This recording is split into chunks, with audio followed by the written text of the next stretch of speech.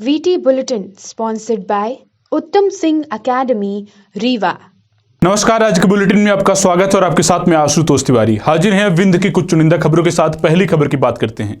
रीवा लोकायुक्त की टीम ने संजय गांधी स्मृति चिकित्सालय के प्रभारी सीएमओ डॉक्टर अलख प्रकाश को 10,000 रुपए की रिश्वत लेते हुए गिरफ्तार किया है। वह अपनी क्लिनिक पर ही घूस ले रहे थे। डॉक्टर ने मारपीट के मामले में MLC यानी मेडिकल रिपोर्ट बनाने के लिए 20,000 रुपए की मांग की थी। मिली जानकारी के अनुसार उनसे पहले ही 5,000 रुपए के 2 बार ले लिए थे। इसके अलावा 10,000 रुपए के लिए वह दबाव बना रहे थे। लोकायुक्त SP राजेंद्र कुमार वर्मा की माने तो रामपुर करचुलियान तहसील के 165 गोरगांव निवासी अमित तिवारी ने कुछ दिन पहले अलख प्रकाश सिंह से शिकायत की थी कि अमित तिवारी ने कहा था कि मारपीट में उनके सिर पर गंभीर चोटें आई हैं। यह बात MLC में जिक्र करने के लिए डॉक्टर अपने अटेंडर रणजीत अग्निहोत्री के माध्यम से 20,000 रुपए की रकम मांग रहे थे। अमित ने बताया कि अलख प्रकाश ने पहले 5,000 रुपए ले चुके हैं। फिर कुछ दिन बाद सत्यापन के लिए आरोपी डॉक्टर ने बातचीत करते समय फिर से 5,000 रुपए ले लिए। आप 10,000 के लिए फिर से परेशान कर रहे हैं। ऐसे में जब SP ने शिकायत की गोपनीय जांच कराई तो आरोपों को सही पाया। इसके बाद ट्रैपिंग के लिए गुरुवार यानी आज का दिन तय किया गया।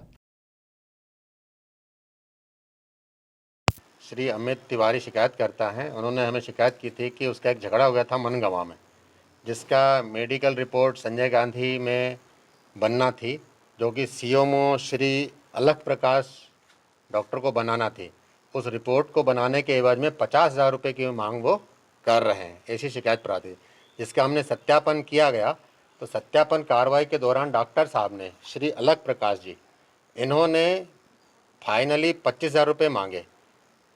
ले दे के इनका 20,000 में सौदा तय हुआ था, जिसमें से वो धीरे धीरे करके एडवांस में 10,000 रुपये ले चुका था और 10,000 रुपये आज लेते हुए गिरफ्तार किया गया है रंगे हाथ। और डॉक्टर साहब ने अपना जो असिस्टेंट था रणजीत अग्निहोत्री उर्फ मिंटू, उसको 10,000 रुपये दिलवाए थे कि इनको दे दो। ये ऑन रिकॉर्ड चीज़ आ चुकी है और उसको हमने गिरफ्तार दोनों को कर लिया है।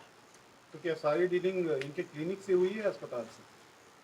बातचीत अस्पताल में हुई थी और बाकी डीलिंग जो हुई है वो प्राइवेट क्लिनिक पे हुई है। अस्पताल में मतलब डॉक्टर साहब इन्वॉल्व थे कि वहाँ से भी कोई इन्वॉल्व? नहीं, डॉक्टर साहब ही डायरेक्ट इन्वॉल्व हैं इसमें।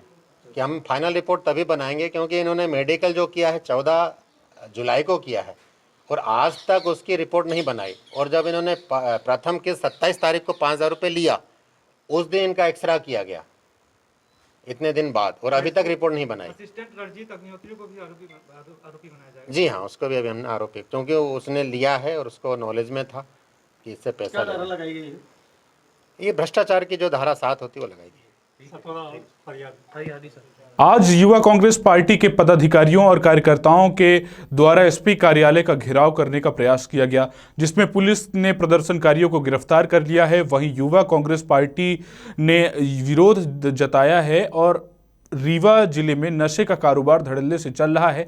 आए दिन गोलियां चल रही हैं। कानून व्यवस्था पूरी तरह से पटरी से उतर गई है।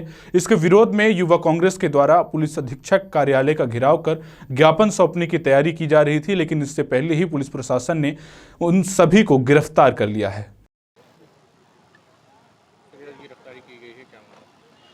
आज कुछ मुद्दों को लेकर और स्थानीय हमारे प्रशासन और इससे के विषयों को लेकर कांग्रेस पार्टी की जो युवा कांग्रेस है उसके कुछ लोगों के द्वारा एकत्रित होकर और प्रतीकात्मक तौर पर अपना प्रदर्शन किया गया था। उसी में करीब 50-51 लोगों को प्रतीकात्मक तौर पर लोगों ने लेकर यहाँ पुलिस लाइन में और अपना बंद पत्र उनचल का वगैरह कराकर और उनको छोड़ा है।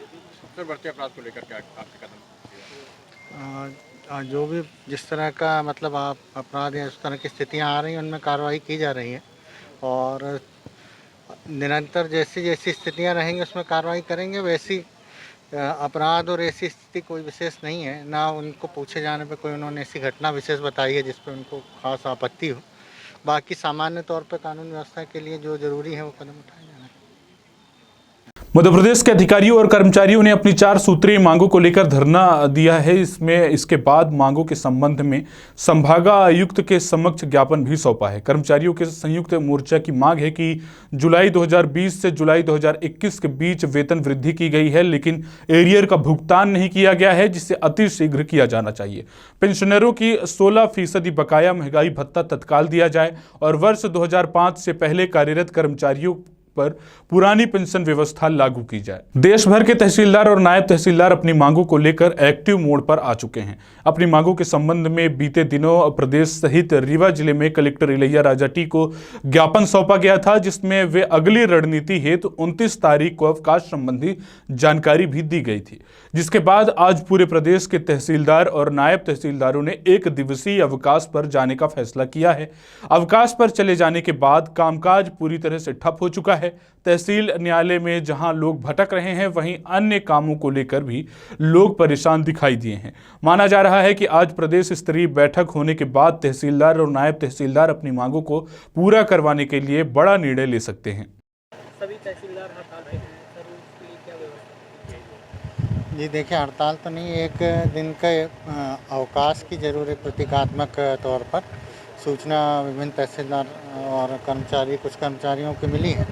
तो हम लोग देख रहे हैं कि उनके 1 दिन का इस अवकाश में किसी तरह से आम जनता का कार्य वगैरह प्रभावित ना हो और अन्य व्यवस्थाएँ कर रहे हैं।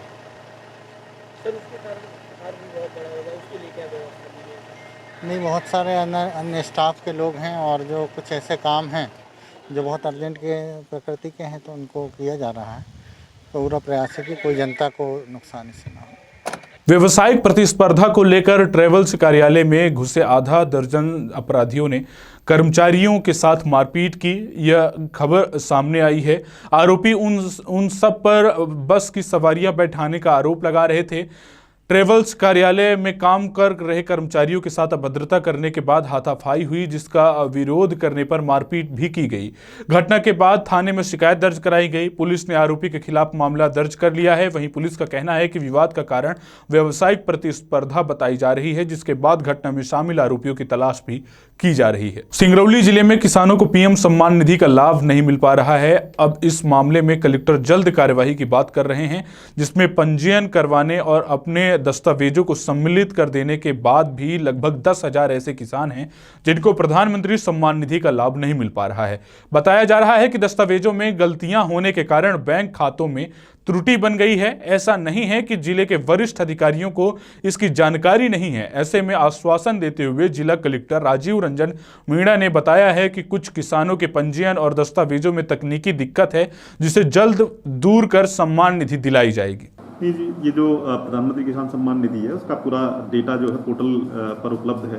उस पोर्टल पर जो डेटा है उसका रेगुलर वेरिफिकेशन भी चलता रहता है। कुछ ऐसे जो कृषक हैं जिनके संबंध में कुछ जो उनका वेरिफिकेशन पेंडिंग होगा, तो हम उसको एक बार वर्तमान में उसकी जांच करवा लेते हैं और उसको प्रधानमंत्री किसान सम्मान निधि के से सभी जो यहाँ पात्र किसान हैं उन सभी को पात्रता अनुसार उनमें उसको लाभ मिले, ये हमारी मंशा है।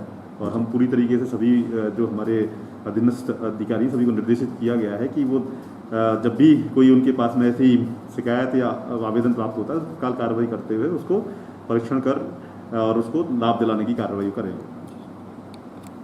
रुक रुक कर हो रही बारिश अब विकास कार्यों की पोल खोल रही है। जी हां, आपको बता दें कि शहडोल जिले के जैतपुर तहसील अंतर्गत ग्राम रसमुहनी, जो जैतपुर से शहडोल के लिए मुख्य इकलौती रोड है, जो अब पूरी तरह से जर्जर हो चुकी है। कुछ वर्षों पूर्व ही बनी सड़क, इसमें गड्ढे हो चुके हैं। जैतपुर में एसडीएम कार्यालय, तहसील और थाना होते हुए की वजह से लगभग आसपास के 70 गांव के लोग इसी रोड से गुजरते हैं। लेकिन आज रसमुहनी रोड का आलम यह है कि जहां से गुजरने वाले लोग गड्ढों में गिर जाते हैं। पर आज तक न प्रशासन ने ध्यान दिया है और न ही पीडब्ल्यूडी विभाग में बैठे जिम्मेदारों ने इसकी सुध ली है। ये जैतपुर से शहडोल मार्ग में रसमुहनी बस्ती जहाँ से लगता है, वहाँ बस्ती के अंदर जो रोड है वहाँ पर जगह जगह बहुत बड़े बड़े गड्ढे हो गए हैं, जिसमें बरसात में पूरे बरसात पानी भरा रहता है। बहुत बड़े बड़े गड्ढे हो गए हैं, जिसमें राहगीरों को पैदल चलना बहुत मुश्किल का सामना करना पड़ता है। गाड़ियाँ भी उसमें कई बार मोटरसाइकिल वाले गिर के जख्मी हो जाते हैं, मवेशियों को निकलने में दिक्कत होती है। कई बार अधिकारियों को इस बात से अवगत कराया भी गया, लेकिन अभी आज तक निराकरण नहीं हुआ है। इसलिए जल्दी से जल्दी अगर इसका निराकरण हो जाए तो ठीक रहेगा। आपका नाम? रमाशंकर तिवारी, ग्राम रसमोहनी, सगरा टोला से। ये थी आज की रीवा और विंध्य की कुछ प्रमुख खबरें। ऐसी तमाम खबरों के लिए आप देखते रहिए विंध्य टाइम्स। बहुत बहुत धन्यवाद।